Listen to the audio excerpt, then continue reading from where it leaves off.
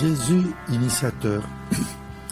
Nous avons vu dans Jésus initié comment, à partir de son enfance, le cœur de Jésus s'est enrichi par le contact avec les parents, avec les gens, avec les situations, avec la religion. Et puis, enfin aussi, il a découvert que habite en lui un Père. C'est ce Père qui va inspirer sa mission, celle de nous faire connaître son Père ainsi que la manière de participer à son royaume. Comment Jésus va-t-il s'y prendre pour réaliser sa mission? Jésus sait que la mission qu'il a reçue est grande et importante. Il ne va pas la réaliser tout seul. Il va la partager avec un groupe d'hommes qu'il va désormais choisir lui-même et initier à sa mission. Ce sont les 12 apôtres qui pratiquement accompagneront Jésus partout, dans les villes et villages, au lac de Galilée, sur les chemins, à travers les champs de blé, sur les collines, sur les montagnes, en visite chez les gens, dans les synagogues et au temple de Jérusalem. Suivons Jésus. Comment Jésus a-t-il initié ses apôtres? Les apôtres ont suivi tout ce que Jésus a fait, ce qu'il a dit aux gens. Ils ont observé ses gestes, mais plus encore, à travers tout cela, c'est Jésus lui-même qui les a initiés à sa mission, qui plus tard sera la leur. Tout au long des évangiles, nous voyons que Jésus initie ses apôtres à tout moment, dans toutes les circonstances de la vie. Les apôtres appellent spontanément Jésus Maître, Rabbi, ce qui veut dire initiateur. Lors de la pêche miraculeuse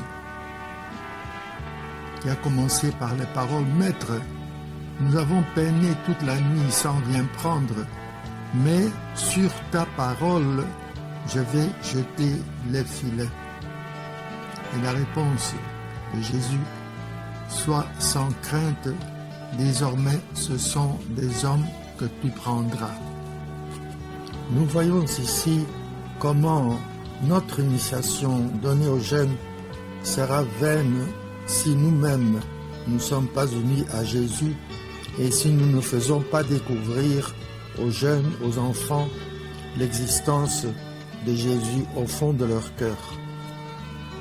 À partir des faits divers de la vie, des circonstances banales, Jésus a quelque chose à leur annoncer en plus. Nous lisons dans Saint Marc chapitre 8, versets 14 à 21. Les disciples avaient oublié d'emporter des pains. Ils n'avaient qu'un seul pain avec eux dans la barque. Or, Jésus leur faisait recommandation. Attention, prenez garde au levain des pharisiens et au levain d'Hérode.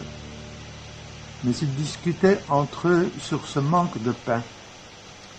Jésus s'en rend compte et leur dit : « Pourquoi discutez-vous sur ce manque de pain ? Vous ne saisissez pas, vous ne comprenez pas encore, vous avez le cœur endurci, vous avez des yeux et vous ne voyez pas, vous avez des oreilles et vous n'entendez pas. Vous ne vous rappelez pas, quand j'ai rompu les 5 pains pour 5000 personnes, combien avez-vous ramassé de paniers pleins de morceaux ? Ils lui répondirent 12. Et quand j'ai rempli 7 pour 4000, combien avez-vous rempli de corbeilles en ramassant les morceaux ? Ils lui répondirent 7. Il leur disait : Vous ne comprenez pas encore ? Les disciples avaient oublié de prendre de la nourriture.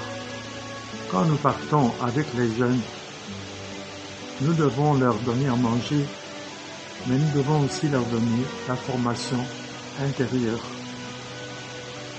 de pain spirituel. Nous lisons dans Saint Marc, ce jour-là, le soir venu, il dit à ses disciples, passons sur l'autre rive. Quittant la foule, ils emmenèrent Jésus comme il était dans la barque, et d'autres barques l'accompagnaient. Survient une violente tempête. Les vagues se jetaient sur la barque, si bien que déjà elle se remplissait. Lui dormait sur le coussin à l'arrière. Les disciples le réveillent et lui disent « Maître, nous sommes perdus, cela ne te fait rien. » Réveillé, il menaça le vent et dit à la mer « Silence, tais-toi !» Le vent tomba et il se fit un grand calme. Jésus leur dit « Pourquoi êtes-vous craintifs? N'avez-vous pas encore la foi ?» Saisis d'une grande crainte, ils se disaient entre eux « Qui est-il donc, celui-ci, pour que même le vent et la mer lui obéissent ?» Les gens présentaient à Jésus des enfants pour qu'il pose la main sur eux, mais les disciples les écartèrent vivement. Voyant cela, Jésus se fâcha et leur dit « Laissez les enfants venir à moi, ne les empêchez pas, car le royaume de Dieu est à ceux qui leur ressemblent. Amen, je vous le dis. Celui qui n'accueille pas le royaume de Dieu à la manière d'un enfant n'y entrera pas. » Il les embrassait et les bénissait en leur imposant les mains. Très souvent, nous retrouvons Jésus et ses apôtres à l'écart. Jésus a de bonnes conversations avec eux et leur donne des explications sur ce qu'il observe. Marc chapitre 4, verset 10, « Quand il resta seul, ceux qui étaient autour de lui avec les 12 l'interrogeaient sur les paraboles. » Verset 34, « Il ne leur disait rien sans parabole, mais il expliquait tout à ses disciples en particulier. » Nous connaissons certaines paraboles comme le bon berger avec ses brebis, le fils perdu et retrouvé et le bon samaritain et d'autres. Les apôtres suivent la façon de vivre de Jésus qui est libre vis-à-vis de la loi. Les apôtres entendent les remarques des maîtres de la loi ainsi que les réponses de Jésus. Les apôtres voient que Jésus mange avec des pécheurs et ils entendent les commentaires des autres, que Jésus se laisse toucher, laver les pieds par une femme. Les apôtres sont avec Jésus quand il guérit les malades le jour du sabbat. Ils mangent les épis de blé le sabbat. Ils mangent avec les mains impures. Ils arrivèrent à Capharnaüm et une fois à la maison, Jésus leur demanda « De quoi discutiez-vous en chemin ?» Ils se taisaient, car en chemin, ils avaient discuté entre eux pour savoir qui était le plus grand. S'étant assis, Jésus appela les 12 et leur dit « Si quelqu'un veut être le premier, qu'il soit le dernier de tous et le serviteur de tous. » De retour à la maison, les disciples l'interrogeaient de nouveau sur cette question. Il leur déclara « Celui qui renvoie sa femme et en épouse une autre devient adultère envers elle. Si une femme a renvoyé son mari et en épouse un autre, elle devient adultère. » Jésus, arrivé dans la région de Césarée de Philippe, demandait à ses disciples, au dire des gens, « Qui est le Fils de l'homme ?» Ils répondirent, « Pour les uns, Jean le Baptiste, pour d'autres Élie, pour d'autres encore Jérémie ou l'un des prophètes. Jésus leur demanda, « Et vous, que dites-vous? Pour vous, qui suis-je » Alors Simon-Pierre prit la parole et dit, « Tu es le Christ, le Fils du Dieu vivant. » Quand les apôtres ne comprennent pas, Jésus leur explique encore. Marc 6, 52. « Confiance, c'est moi, n'ayez pas peur. » Il monta ensuite avec eux dans la barque et le vent tomba. Et en eux-mêmes, ils étaient au comble de la stupeur, car ils n'avaient rien compris au sujet des pains. Leur cœur était endurci. Marc 4, 13. Il leur dit encore, « Vous ne saisissez pas cette parabole? Alors, comment comprendrez-vous toutes les paraboles ?» Marc 9, 32. Partis de là, ils traversèrent la Galilée, et Jésus ne voulait pas qu'on le sache, car il enseignait ses disciples en leur disant, « Le Fils de l'homme est livré aux mains des hommes. Ils le tueront, et 3 jours après sa mort, il ressuscitera. » Mais les disciples ne comprenaient pas ces paroles, et ils avaient peur de l'interroger. En vérité, je vous le dis, vous me cherchez non parce que vous avez vu des miracles, mais parce que vous avez mangé des pains et que vous avez été rassasiés. Travaillez non pour la nourriture qui périt, mais pour celle qui subsiste pour la vie éternelle, et que le Fils de l'homme vous donnera. Jean 26. Jésus vit que la foule s'attroupait. Il menaça l'esprit impur en lui disant, « Esprit qui rend muet et sourd, je te l'ordonne, sors de cet enfant et n'y entre plus jamais. » Ayant poussé des cris et provoqué des convulsions, l'esprit sortit. Quand Jésus fut rentré à la maison, ses disciples l'interrogèrent en particulier. « Pourquoi est-ce que nous n'avons pas réussi à l'expulser ?» Jésus leur répondit, « Cette espèce-là, rien ne peut la faire sortir, sauf la prière. » Penser comme Dieu, là il faut raisonner comme Jésus.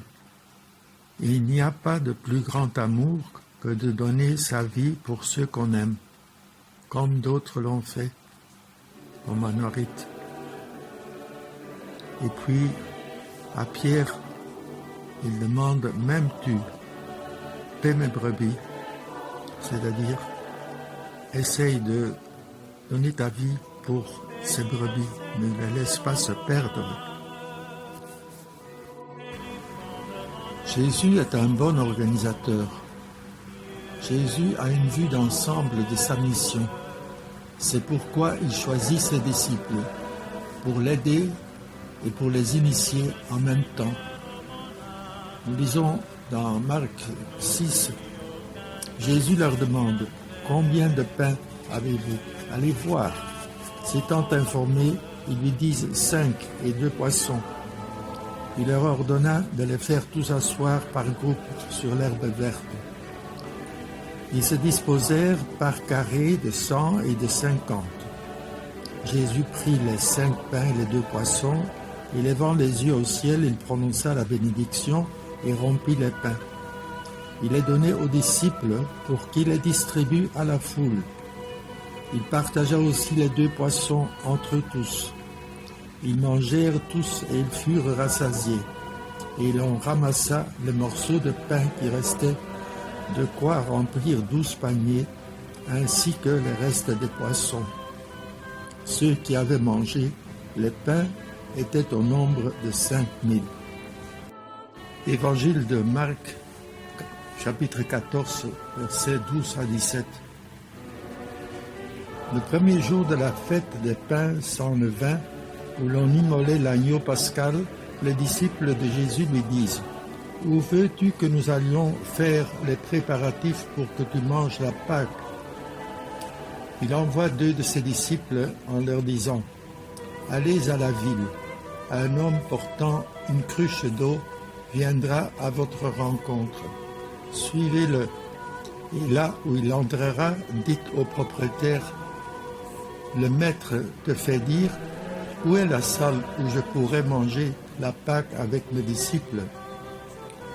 Il vous indiquera à l'étage une grande pièce aménagée et prête pour un repas. Faites-y pour nous les préparatifs.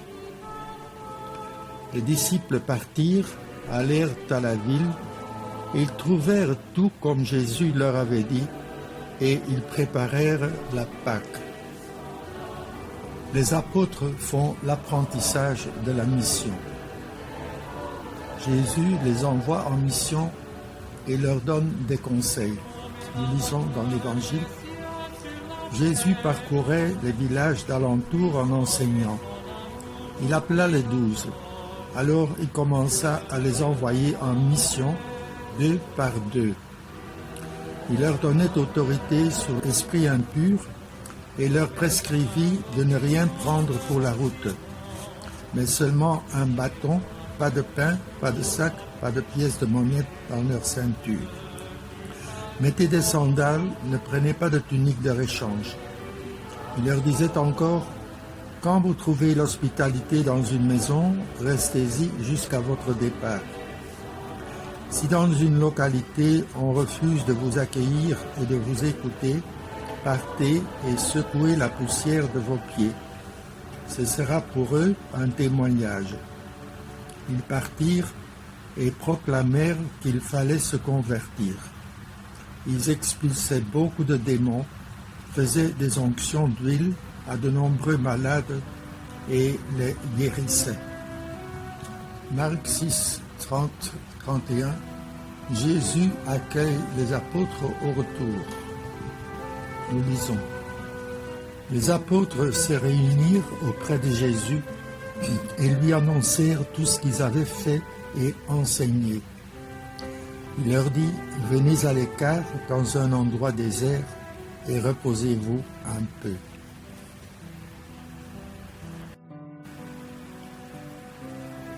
Jésus met aussi en garde les apôtres contre toutes sortes d'épreuves qu'ils pourront connaître dans leur future mission. Nous lisons dans Matthieu 24, 1 à 14. Jésus était sorti du temple et s'en allait lorsque ses disciples s'approchèrent pour lui faire remarquer les constructions du temple. Alors prenant la parole, il leur dit, « Vous voyez tout cela, n'est-ce pas ? Amen, je vous le dis, il ne restera pas ici pierre sur pierre, tout sera détruit. » Puis, comme il s'était assis au mont des Oliviers, les disciples s'approchèrent de lui à l'écart pour lui demander « Dis-nous quand cela arrivera et quel sera le signe de ta venue et de la fin du monde ?» Jésus leur répondit « Prenez garde que personne ne vous égare, car beaucoup viendront sous mon nom et diront « C'est moi le Christ ». Alors ils égareront bien des gens. Vous allez entendre parler de guerre et de rumeurs de guerre. Faites attention. Ne vous laissez pas effrayer, car il faut que cela arrive, mais ce n'est pas encore la fin. On se dressera nation contre nation, royaume contre royaume. Il y aura en divers lieux des famines et des tremblements de terre. Or tout cela n'est que le commencement des douleurs de l'enfantement. Alors vous serez livrés à la détresse, on vous tuera, vous serez détestés de toutes les nations à cause de mon nom. Alors ce sera beaucoup une occasion de chute. Ils se livreront les uns les autres, se détesteront les uns les autres. Beaucoup de faux prophètes se lèveront et ils égareront bien des gens. À cause de l'ampleur du mal, la charité de la plupart des hommes se refroidira. Mais celui qui aura persévéré jusqu'à la fin, celui-là sera sauvé. Et cet évangile du royaume sera proclamé dans le monde entier. Il y aura là un témoignage pour toutes les nations. Alors viendra la fin. Nous continuons la lecture en Marc 13. Alors si quelqu'un vous dit, voilà le Messie, il est ici, voilà il est là-bas, ne le croyez pas. Il surgira des faux messies et de faux prophètes qui feront des signes et des prodiges afin d'égarer, si c'était possible, les élus. Quant à vous, prenez garde. Je vous ai dit à l'avance. En ces jours-là, après une pareille détresse, le soleil s'obscurcira et la lune ne donnera plus de sa clarté. Les étoiles tomberont du ciel et les puissances célestes seront ébranlées. Alors on verra le Fils de l'homme descendre dans les nuées avec grande puissance et avec gloire. Il enverra les anges pour rassembler les élus des 4 coins du monde, depuis l'extrémité de la terre jusqu'à l'extrémité du ciel. Prenez garde, restez éveillés, car vous ne savez pas quand sera le moment. Veillez donc, car vous ne savez pas quand vient le maître de la maison, le soir ou à minuit, au chant du coq ou le matin. S'il arrive à l'improviste, il ne faudrait pas qu'il vous trouve endormi. Ce que je vous dis là, je vous le dis à tous. Veillez. Il arriva que Jésus, en un certain lieu, était en prière. Quand il eut terminé, un de ses disciples lui demanda « Seigneur, apprends-nous à prier, comme Jean le Baptiste lui aussi l'a appris à ses disciples. » Il leur répondit « Quand vous priez, dites « Père, que ton nom soit sanctifié, que ton règne vienne. Donne-nous le pain dont nous avons besoin pour chaque jour. Pardonne-nous nos péchés, car nous-mêmes nous pardonnons aussi à tous ceux qui ont des torts envers nous, et ne nous laisse pas entrer en tentation. » Jésus leur dit encore, « Imaginez que l'un de vous est un ami et aille le trouver au milieu de la nuit pour lui demander, « Mon ami, prête-moi 3 pains, car un de mes amis est arrivé de voyage chez moi et je n'ai rien à lui offrir. » Et si de l'intérieur l'autre lui répond, « Ne viens pas m'importuner, la porte est déjà fermée, mes enfants et moi nous sommes couchés, je ne puis pas me lever pour te donner quelque chose. » Eh bien, je vous le dis, même s'il ne se lève pas pour donner par amitié, il se lèvera à cause du sans-gêne de cet ami et lui donnera tout ce qu'il faut. Moi je vous dis, demandez, on vous donnera, cherchez, vous trouverez, frappez, on vous ouvrira. En effet, quiconque demande reçoit, qui cherche trouve, à qui frappe on ouvrira. Quel père parmi vous, quand son fils lui demande un poisson, lui donnera un serpent au lieu du poisson? Lui donnera un scorpion quand il demande un œuf? Si donc vous qui êtes mauvais, vous savez donner de bonnes choses à vos enfants, combien plus le Père du ciel donnera-t-il l'Esprit Saint à ceux qui le lui demandent? Nous lisons dans Matthieu chapitre 6, 5 à 15. Et quand vous priez, ne soyez pas comme les hypocrites. Ils aiment à se tenir debout dans les synagogues et au carrefour pour bien se montrer aux hommes. Quand ils prient, amen, je vous le déclare, ceux-là ont reçu leur récompense. Mais toi, quand tu pries, retire-toi dans ta pièce la plus retirée, ferme la porte et prie ton Père qui est présent dans le secret. Ton Père qui voit dans le secret te le rendra. Lorsque vous priez, ne rabâchez pas comme les païens. Ils s'imaginent qu'à force de paroles, ils seront exaucés. Ne les imitez donc pas, car votre Père sait de quoi vous avez besoin avant même que vous l'ayez demandé. Les apôtres connaissent même des moments privilégiés de rencontre avec le Christ, comme la transfiguration. 6 jours après, Jésus prend avec lui Pierre, Jacques et Jean et les emmène eux seuls à l'écart sur une haute montagne. Et il fut transfiguré devant eux. Ses vêtements devinrent resplendissants d'une blancheur telle que personne sur terre ne peut obtenir une blancheur pareille. Élie leur apparut avec Moïse, et tous deux s'entretenaient avec Jésus. Pierre alors prend la parole et dit à Jésus, « Rabbi, il est bon que nous soyons ici. Dressons donc 3 tentes, une pour toi, une pour Moïse et une pour Élie. » De fait, Pierre ne savait que dire, tant leur frayeur était grande. Survint une nuée qui les couvrit de son ombre, et de la nuée une voix se fit entendre. Celui-ci est mon Fils bien-aimé, écoutez-le. Soudain, regardant tout autour, ils ne virent plus que Jésus seul avec eux.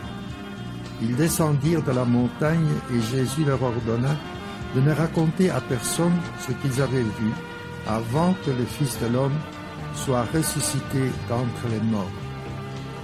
Et ils restèrent fermement attachés à cette parole, tout en se demandant entre eux ce que voulait dire ressuscité d'entre les morts. L'apôtre Jean nous donne des paroles en profondeur pour connaître le Christ. Quand il leur eut lavé les pieds, il reprit son vêtement et se remit à table et leur dit, « Comprenez-vous ce que je viens de faire pour vous? Vous m'appelez Maître et Seigneur, et vous avez raison, car vraiment je le suis. Si donc moi, le Seigneur et le Maître, je vous ai lavé les pieds, vous aussi, vous devez vous laver les pieds les uns aux autres. C'est un exemple que je vous ai donné afin que vous fassiez vous aussi comme j'ai fait pour vous. » Philippe lui dit, « Seigneur, montre-nous le Père, cela nous suffit. » Jésus lui répond, « Il y a si longtemps que je suis avec vous, et tu ne me connais pas, Philippe? Celui qui m'a vu a vu le Père. Comment peux-tu dire, montre-nous le Père? Tu ne crois donc pas que je suis dans le Père et que le Père est en moi? Les paroles que je vous dis, je ne les dis pas de moi-même. Le Père qui demeure en moi fait ses propres œuvres. Moi, je suis la vigne, vous les sarments. Celui qui demeure en moi et en qui je demeure, celui-là porte beaucoup de fruits, car en dehors de moi, vous ne pouvez rien faire. Si vous demeurez en moi et que mes paroles demeurent en vous, demandez tout ce que vous voulez et cela se réalisera pour vous. Ce qui fait la gloire de mon Père, c'est que vous portiez beaucoup de fruits et que vous soyez pour moi des disciples. Et un peu plus loin, mon commandement, le voici. Aimez-vous les uns les autres comme je vous ai aimés. Il n'y a pas de plus grand amour que de donner sa vie pour ceux qu'on aime. Dans le chapitre 16, j'ai encore beaucoup de choses à vous dire, mais pour l'instant, vous ne pouvez pas les porter. Quand il viendra, lui, l'Esprit de vérité, il vous conduira dans la vérité tout entière. En effet, ce qu'il dira ne viendra pas de lui-même, mais ce qu'il aura entendu, il le dira, et ce qui va venir vous le fera connaître. En Jean 17, chapitre 17,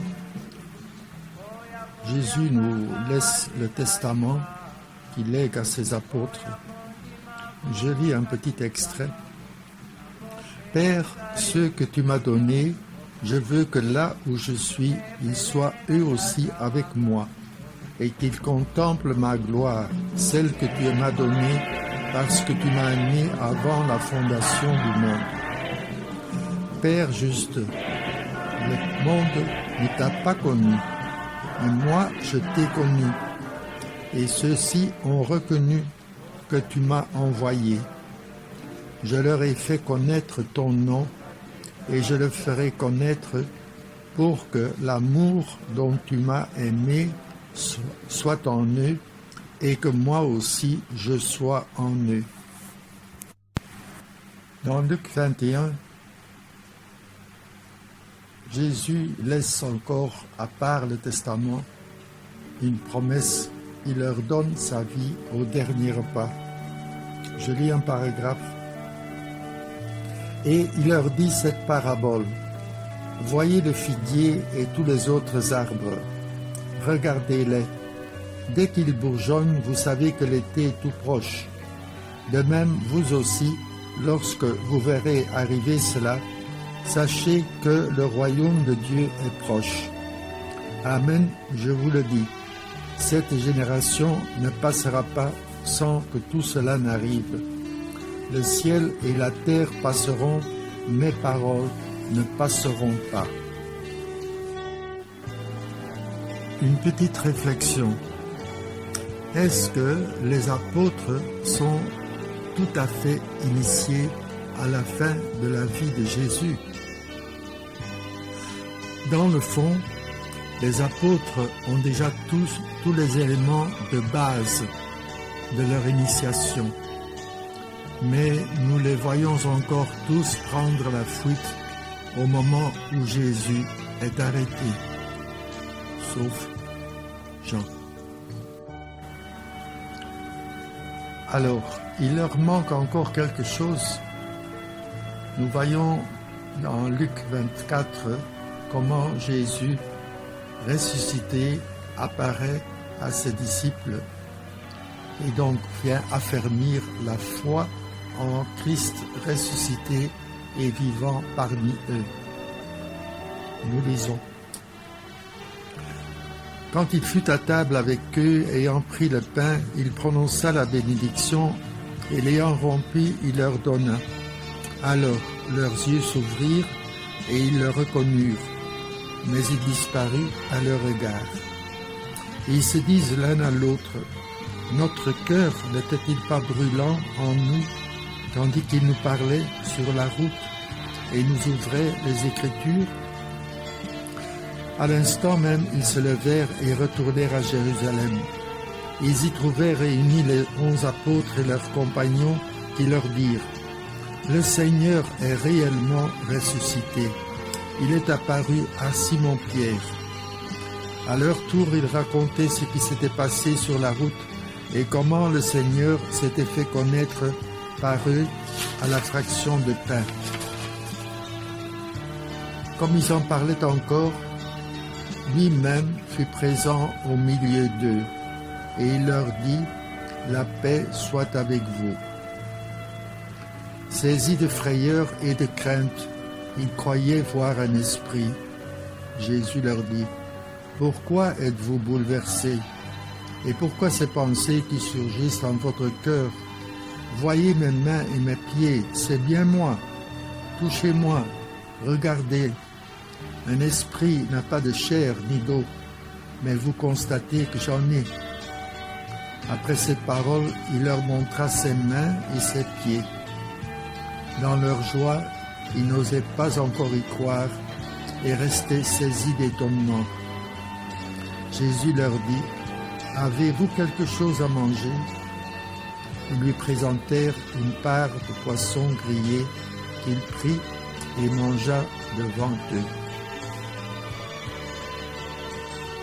Et l'Esprit Saint qui leur fera comprendre tout ce que Jésus leur disait et qui poussera et guidera pour commencer et continuer la mission à laquelle ils ont été initiés.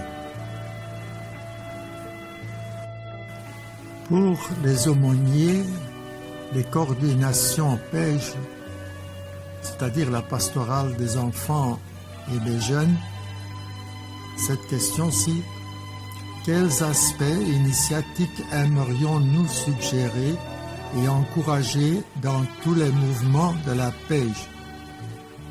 Il s'agit donc des petits-enfants, dont les totos par exemple.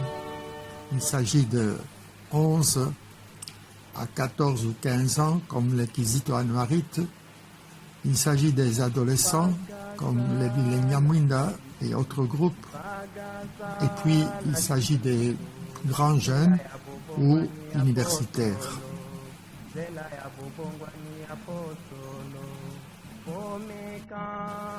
Pour les initiateurs, d'autres questions.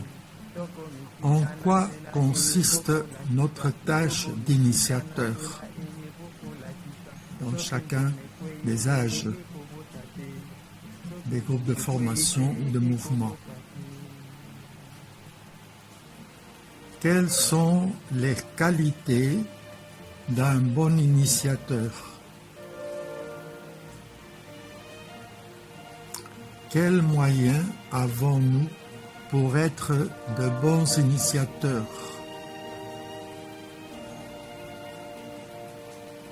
Tous les mouvements ou groupes de formation de la pêche sont initiatiques. Comment expliquer cela? Citez les aspects initiatiques de votre groupe de formation, que ce soit les totos, les cas, les biléniers, les grands jeunes et d'autres groupes de formation.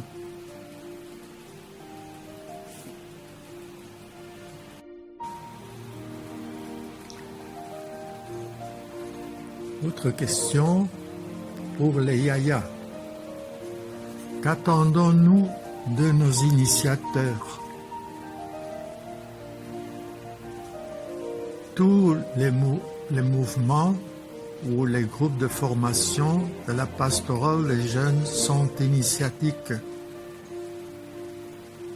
Comment expliquer cela? Citez les aspects initiatiques de votre groupe de formation ou mouvement.